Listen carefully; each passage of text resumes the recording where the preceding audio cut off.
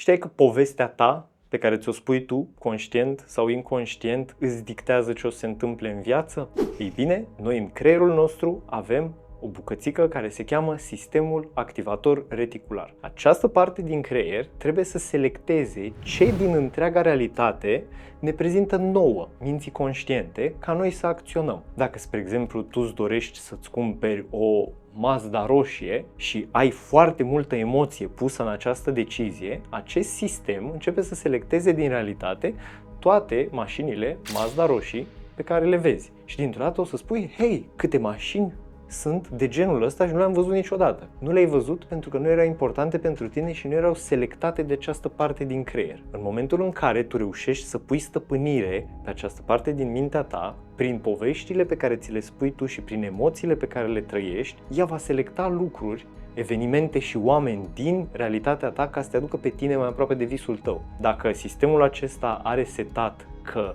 eu sunt un leneș care nu face nimic productiv, va selecta oportunitățile ca eu să fiu un leneș și să fac nimic absolut tot timpul. Dacă reușești să pui povestea în alt fel și să operezi bine cu ea, dintr-o dată realitatea ta se va schimba, pentru că acea parte va selecta din realitate exact ce trebuie ca tu să ajungi unde vrei. Noi cu mintea conștientă vedem aproximativ 3 spre maxim 5% din realitate și asta depinde în întregime de povestea pe care ți-o spui tu ție. Tu cum îți schimbi povestea?